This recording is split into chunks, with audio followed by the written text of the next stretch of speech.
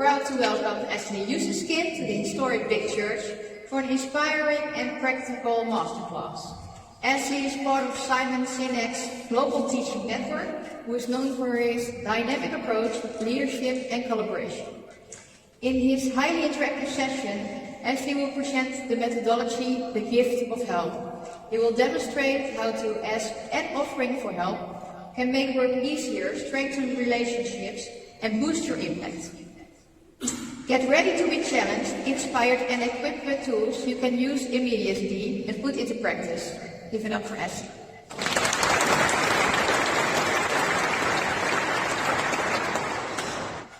Good morning, everyone. Goedemorgen.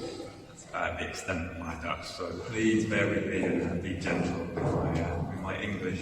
Thank you for the wonderful introduction, Ava. I really appreciate it. Thank you all for being here today. I'm really excited and looking forward to this day for a long time. So my name is Ashley Usiskin. I'm 52 years old, and I've realised ever since the age of 5, I've been rejecting help. I've been giving those classic responses of, I'm okay, I'll manage, I don't want to be a burden. And then, 3 years ago, that all changed. And since then, I've been dedicating my life to discovering and exploring how we can transform our lives by becoming not only our own lives, but the lives of those around us.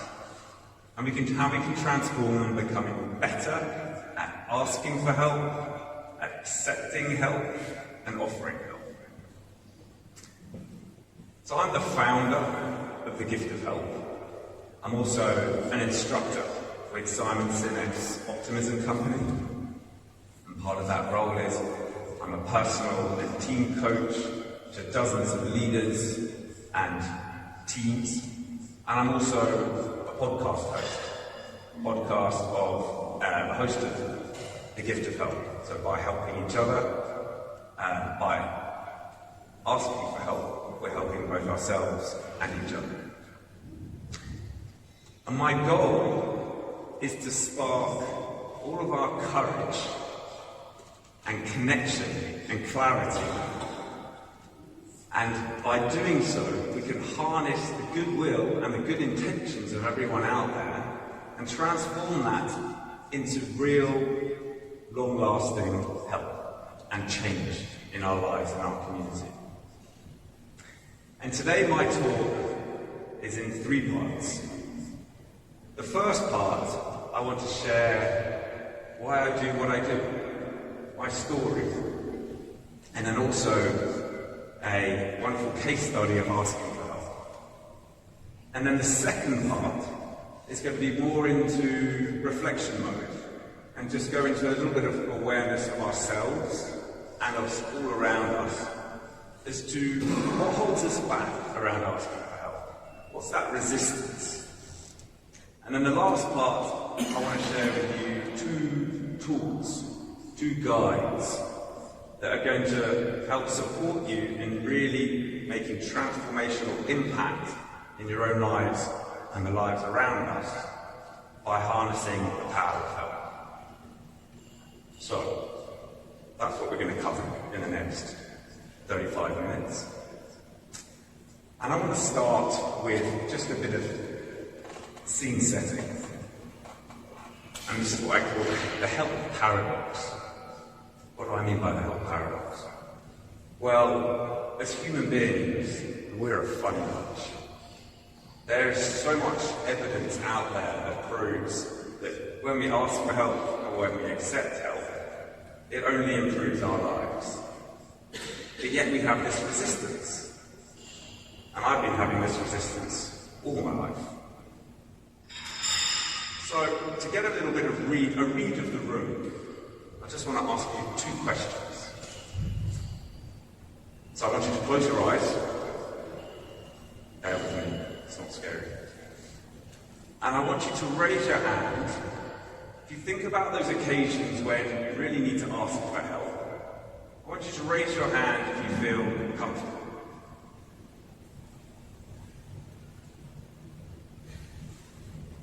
Okay, you can keep your hands up. Keep your hands up. So this is for me to see, but then you can now look around you and see, right, who else is comfortable? So we've got about, let's say, 30%.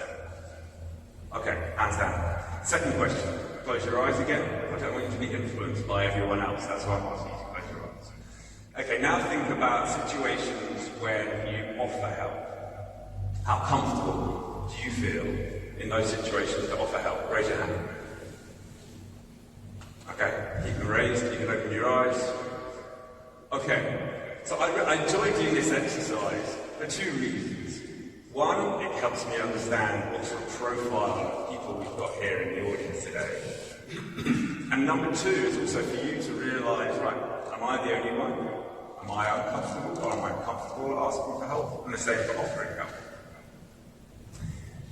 And it's also interesting to see, you're pretty representative of the number of times I've done this. We've got about 20-30% of people are comfortable at asking for help, so most of us aren't. And then the reverse when it comes to offering help. And I have to admit, I'm the same. So we're all part of a similar help archetype, help profile. Okay, so we've now established this strange, self-sabotaging type behaviour as to, we know that doing something helps us, but we have this resistance, we have this discomfort. So now I want to share with you why I do what I do. I want to share with you my story. And to give you a bit of context, my story, it always starts at the beginning, in my early childhood. So when I was 2 years old, my parents separated. And that left myself, my older brother, and my mother as this really tight three-person family unit. And I now recognise, and I look back at my mother during the time, talking the late 60s, early 70s, was a barrister. And the more I look back at that time of early 70s in the UK to be a barrister and a female, she was a pretty pioneering, trailblazing woman. It was a pretty traditional gentleman's club. And to show up as a woman took a lot of bravery, a lot of courage. I highlight this because I realised how much my mother was having an influence on me. And then I want to take you to the time of December 1978. I was 5 years old. I woke up one morning and I looked at the clock on my bedroom wall, and it was 8:15. And this was strange because normally my mother would have come into my room by now, got me ready for school. So I decided to get up, go into the corridor, and this is where I saw my brother, my older brother. And we looked at each other and said, what's going on? Where's Mummy? So we thought, well, we'll go into our bedroom and see what's going on. And we walked in, and we discovered she'd passed away in her sleep. Now I realised, obviously, this was traumatising for that young 5-year-old. But since then I've realised how much that's influenced the way I've gone about life. It's meant that I've become fiercely independent, proudly self-reliant. I don't need anyone, I'll be fine. And that served me for a lot of my life. I grew up, I remember being an 8-year-old, waking up at 6:30 in the morning and being the only kid that went off and did a paper round before school, and then jumped on the London Underground, so we're talking the late 70s. It was a pretty adventurous place for an 8-year-old. Jumped on the London Underground and went to school each day. And as I say, this fierce independence, this self-reliance has served me most of my life, particularly in my career. I was part of the senior management group of advertising agencies. I was a CMO in corporate, co-founder of a startup, and then most recently a brand and business coach for founders and entrepreneurs. But then this all changed. 3 years ago. Now, to give you a bit of context, 3 years ago, I would describe myself, my friends would describe me, as pretty strong, pretty fit, pretty healthy. I was what my friends call me a mammal, a middle-aged man in lycra. Going around spending most weekends dressed in lycra, doing 12,000 kilometers a year, captain of a cycling club. So pretty strong, pretty healthy. April 8th, 2022, on a Friday morning, I woke up and I had these unexplained bruises all over my body and blood blisters on the inside of my mouth and my tongue. Pretty alarming symptoms, and we're talking this is tail end of COVID. So I picked up the phone, called my house arts, and they were saying these are pretty alarming symptoms, you need to get yourself to hospital. So this was classic Ashley. I didn't call a friend or a neighbour saying, can you give me a lift? I didn't even get an Uber. I was like, no, I'm fine, independent, I'll get in the car and I drive to hospital. I arrive at the hospital, they're waiting for me, they do some emergency tests, and it's revealed that I've got life-threateningly low red blood cells and practically 0 platelets. So I was urgently admitted to do some blood transfusions and life-saving infusions. And over the next week, they were doing a whole load of tests, and eventually they diagnosed me with a non-Hodgkin's lymphoma and a very rare autoimmune disease. And then I was put onto a pretty debilitating 5-month program of chemotherapy and immunotherapy.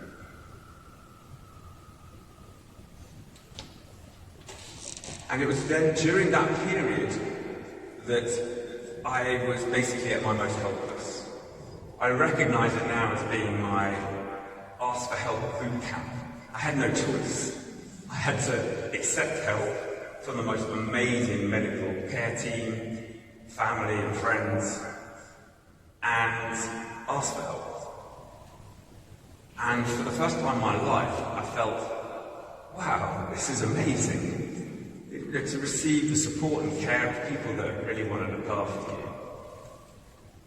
But then the penny-dropping moment was not only this wonderful feeling that I felt, was then also to realise that the people that were offering you help felt lifted, felt boosted, felt a sense of pride from simply having the chance to help someone they care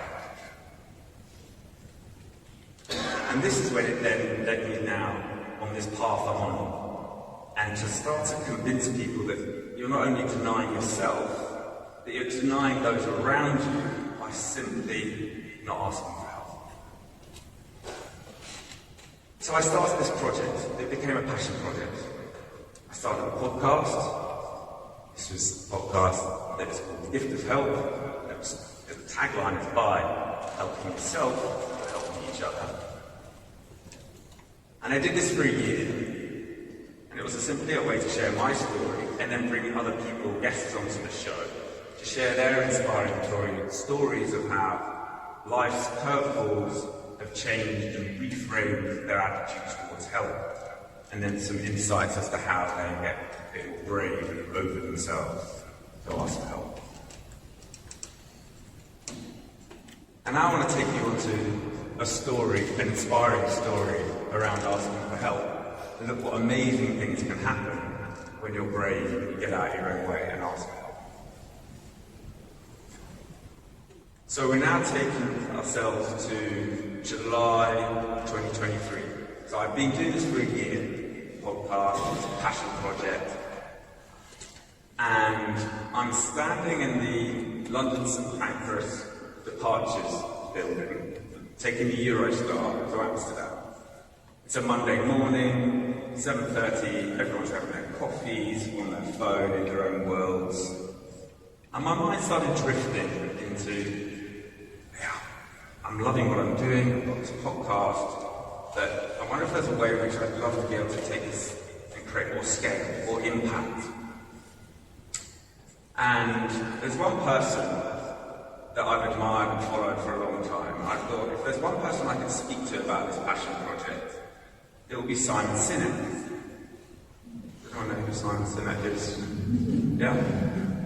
What do you know about him? How is he famous?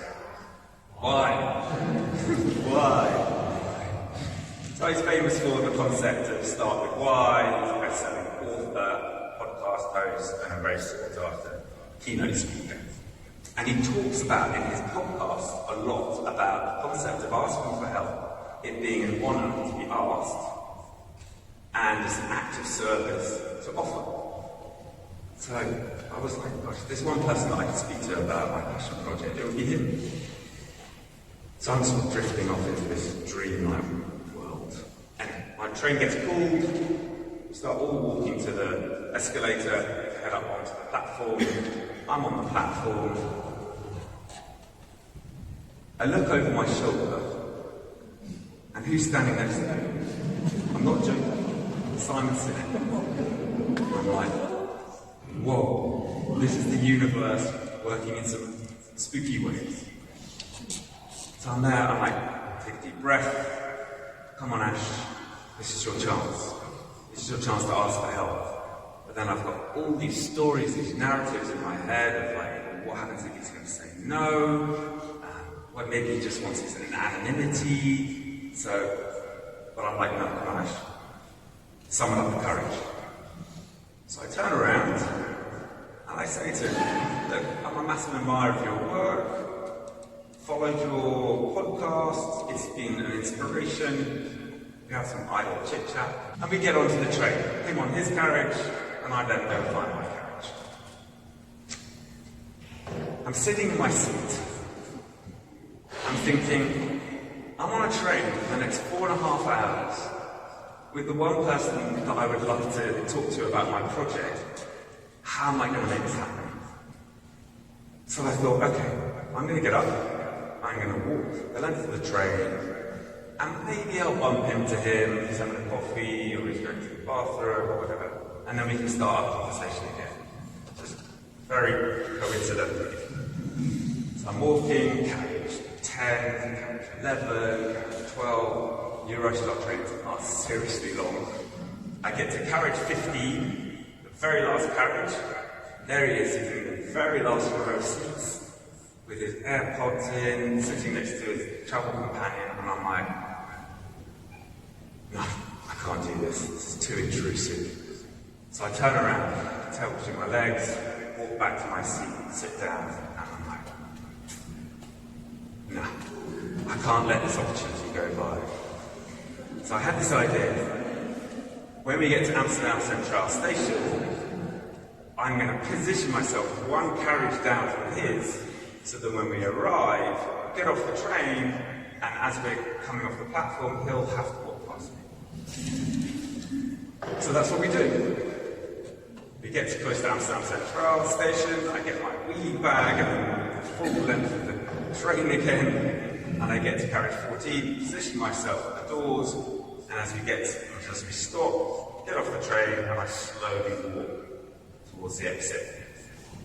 Lo and behold, Simon Sinek catches my eye. To his credit, he goes, hi Ashley, and we get the chance to start our conversation again. So, I've already rehearsed it in my head for 4 hours, what I'm going to say. And they shared what I'm really passionate about, and my mission to transform our lives by getting better at asking for help. Tell them that I was like, yeah, I listened to everything you talk about in our podcast. And we get to the end of basically coming out of the station, and I'm like, come on Ash, what is your ask for help? Old Ashley would be like, hey, I just met this amazing person I admire, I've got a great story to say to my mates. I was like, no, this is your chance, ask for help, what's the single thing? So I said to him, look, I've started this podcast, can I share the trailer with you? And can you give me some advice on when you think this is something that can scale, that can be big, or is it just a personal anecdotal story? And he goes, sure, here's the email address of my assistant, Give me a couple of weeks and I'll get back to you. I'm like, oh. Okay. 2 weeks later, I get an email in my inbox from his assistant saying, Simon will be happy to jump on a 30-minute Zoom call with you. He's based in LA. And if you're interested in creating an online course around this topic, I'll put you in touch with our head of content. And I'm like, wow, this is something I wasn't expecting. I was just hoping for a bit of advice. So a week later, we have the call, he gave me some great advice, and then I spent the next 6 months becoming this voracious student of health. Psychology of health holds us back, why do we get ourselves in our own way, what are the influences, and then even more importantly, how do we get out of our own way? What are the hacks? How can we change the narrative in our head? Let me fast forward to, I can't believe this now, it's only a year and a half ago.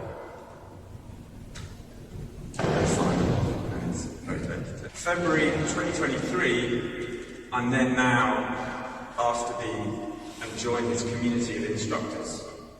My domain expertise is asking for help. And then I had one of the most humbling moments. I'm not a massive fan of social media, but this moment, this experience I particularly enjoyed of Simon actually posting on his own account. I'll read it because it makes me... As a pioneer of the help others industry, I know that asking for help can be really hard. The truth is, though, that it's something we all need to do in order to grow and thrive. That's why I'm so excited. We at the Optimism Company have teamed up with the brilliant Usiskin to bring you this brand new live online class. If someone said to me 3 years ago, you would end up working with and collaborating with Sinek and be a member of his instructors on his platform, which has like 4 million followers, I would have said, you're dreaming. So I wanted to share this from a very personal perspective of that if you can get out of your own way and be brave and ask for help, amazing, amazing things can happen. You can transform your own life, and now I get the opportunity to hopefully transform other people's lives. So, that's my story. Now I want to move into the second part of this talk and make this a bit more about you. And have some reflection on your own, having some awareness about what maybe if you put your hand in the air, or actually if you didn't put your hand in the air, you're like not so comfortable asking for help. What was holding you back? So can you take your minds back to that time when you're going, oh, I really wish I'd asked for a lift in the airport or some help with a proposal, or what was the feeling? Just 1 or 2 words to share.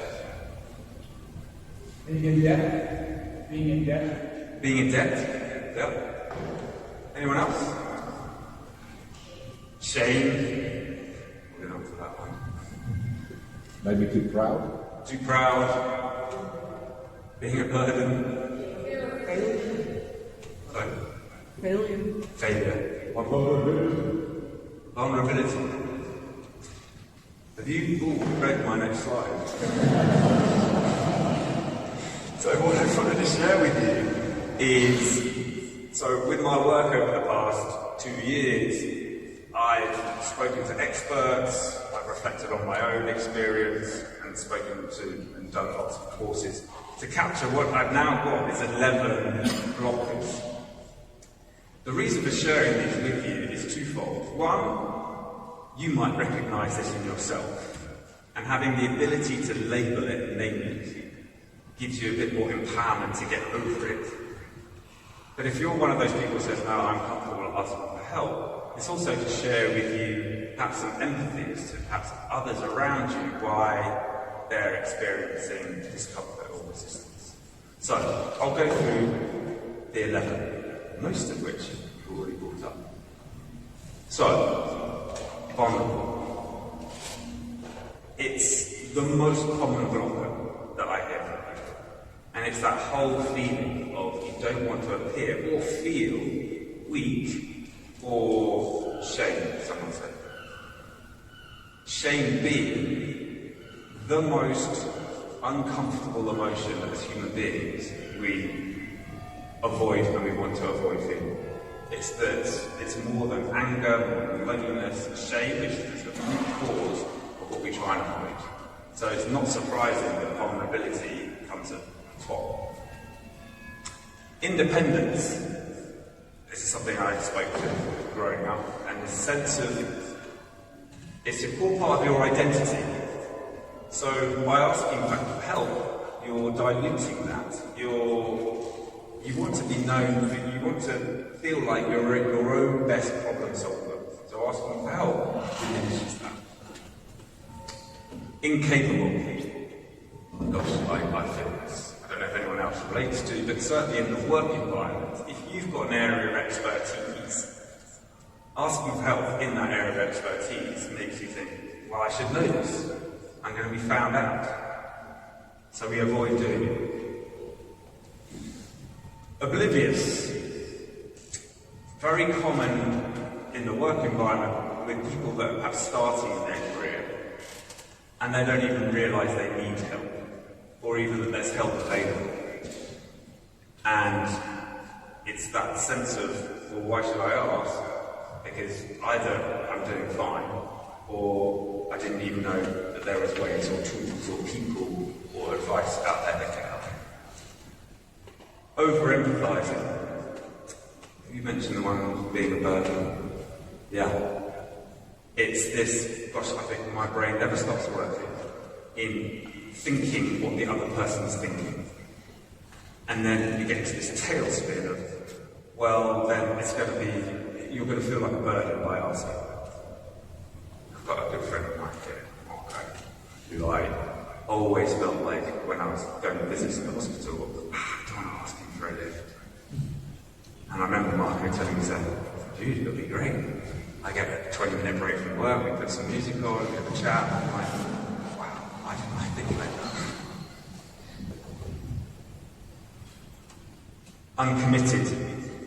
Uncommitted, this feeling of if we ask for help, it look like we're lazy, we're apathetic.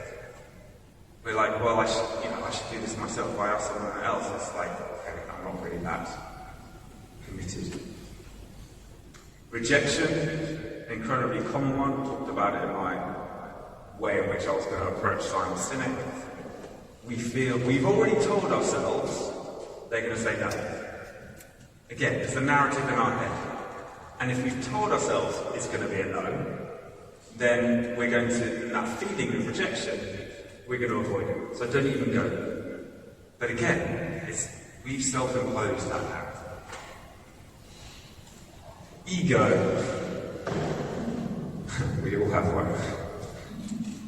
And that feeling of, well, I'm the best person to do this, so I'm not going to ask. Victimhood. Sadly, there are people out there that feel like I don't deserve help and I'm going to go about life by myself. It could be culturally, it could be something they've been told about from their childhood. You need to just double down and get through life by yourself. And the last one, isolation. That sense of, this is particularly relevant in mental health, the feeling of no one really understands what I'm going through. So, how can I go and ask someone if they can't be it? So, these are the 11. Any reflections on these? Any thoughts? Anything that's new?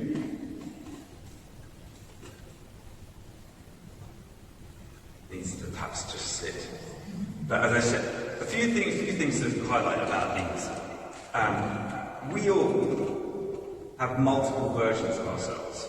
What I mean by that is, you're the husband, you're the wife, you're the parent, you're the team leader, you're the friend.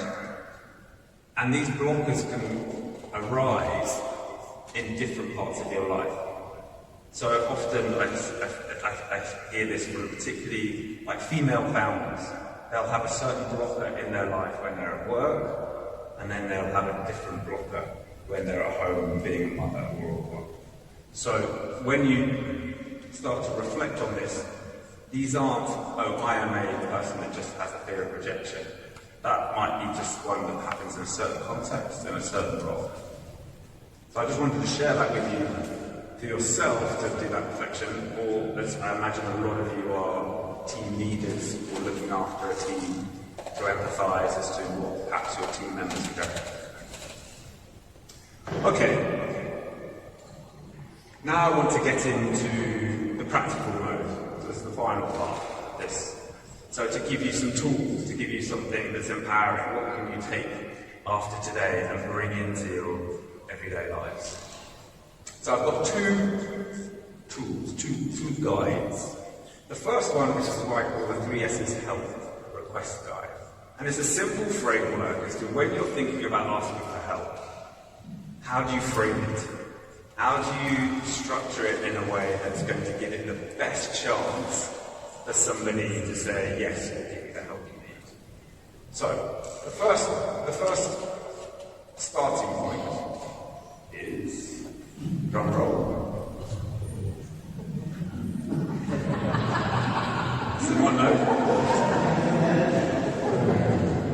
Now what do I do? There we go. So, the struggle with a remote control. I ask for help now. Thank you. The struggle. What do I mean by the struggle? Briefly, what's the context to your situation where you need help, so people can immediately empathise? Number 2, the stuck. What I mean by the stuck is, what is the problem that you're experiencing? And what is the desired outcome that you're trying to get from asking for help? So it's the end point you're trying to get to. We'll come back to that. Lastly, the most simple, the most fundamental, the most basic thing, if I can leave you with one tip when asking for help, is to be as specific as possible. Why? Because then the person you're asking knows what they're saying yes or no to. Too many times, I've done this myself, of like, can you give me some feedback on my proposal? And you're like, well, do you want me to do like a 20-page report, or give you 3 words? Do you want me to email you? Do you want me to jump on the phone? The more specific you can be, the more likely someone is going to be able to say yes or no. Or, and we'll come on to this, they might be, okay, I can't do it in the way you're asking, but I can offer you help in another way. So, 3 things to remember when you're thinking about asking for help. The struggle, context, the stuck, what's the actual problem and the outcome you're looking for from asking for help, and make your ask as specific as possible. The second guide, the second tool that I want to share with you is out.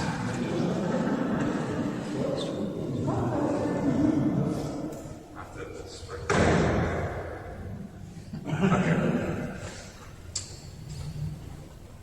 How to harness the help of potential supporters. What I mean by this is basically how do you motivate the person you're going to ask to make them feel like, yes, I want to help. 3 things to remember. I'm going to say. The first, the fundamental part around asking for help is it's not about you. It's about the person you're asking. In the nicest possible way, remember that we're all selfish human beings. So when you're asking someone for help, it's giving them the chance to, like we talked about, feel good about themselves. So when we're saying appeal to their motivations, we're appealing to them as to what's most important to them as their identity. How do they see themselves, and how do they want to be seen? So when you ask someone for some help, you're trying to be aware of, are they a person who takes pride in their network? So they could be doing some introductions for you, or they're very creative, or they want to be seen as a person that's very generous or loyal. So frame your ask with that in mind. The second, give them agency. What do I mean by giving them agency? is what I said before about telling them the outcome of what your ask for help is about. It gives them the chance to go, well, you've asked for help in this way, I can't do it that way, I would offer it in this way. I'll give you an example. Someone asked me for help on their proposal, and they're expecting me to send an email back with some comments. That doesn't come very naturally to me. What I was very happy to do was I can go on the phone, and we'll talk it out, and we'll have a 15-minute conversation. So that whole spirit of agency just makes people feel they've got choice, and doing it in the way that they feel is comfortable and natural. The last point, fundamentally, to close the loop on asking for help, make sure you tell them the impact that their help has made. So if they made an introduction, okay, yeah, I had a conversation with that person, and we're now collaborating, and it's going to be this incredible, potential impactful project. Leaving it without any communication of that impact, you haven't reinforced the motivation and identity of the person that offered you that help. So, recap. We have 2 tools that I'd love to share with you from today onwards, how you can then bring them into your everyday life to help you basically harness the help that's already available to you. So, think about the 3 things when you're putting your request out there, and then 3 considerations to really motivate the person you're asking so you end up with the help you're after to have the desired outcome.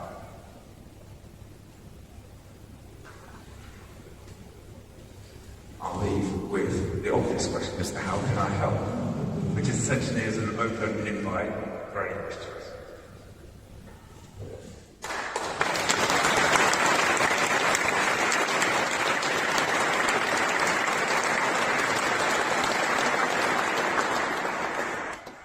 Thank you for your inspiring presentation. Very touching also. Zijn er vragen vanuit de zaal? My name is Marcel Keizer. I'm the founder of Orgea, which helps newcomers with entrepreneurial backgrounds to build up their businesses in the Netherlands. Thank you for this great thing to ask help. Could you please give another example of the very last one in the right corner? Communicate the real difference made, please. Yeah, there's a few contexts for that. What I'm trying to highlight is, okay, let's play this out. Have you got an example of where someone's helped you recently? Sorry? Do you have an example in your own life that someone's helped you? Yes, I have. Can you share? Sure. I saw a big man, and I was looking for a mentor for my leadership role in the growth of my company. Yeah. And I was a little doubtful to ask him because, first of all, he had a quite high price. And I thought I have to really open up every aspect of my life to get really helped to make my steps in leadership. But I did, and he gave me much more than I could wish for. Okay, so he gave you some advice, some mentorship. Yeah, more than advice, yeah. Okay, and how has that impacted you? How has that left a positive? It's almost hard to describe because it really changed me in looking into difficulties, step right through it, and feeling much more secure also by asking help and sharing the difficulties experience. So if he was standing there and you told him that now, yeah, that's what I mean. Okay, thank you.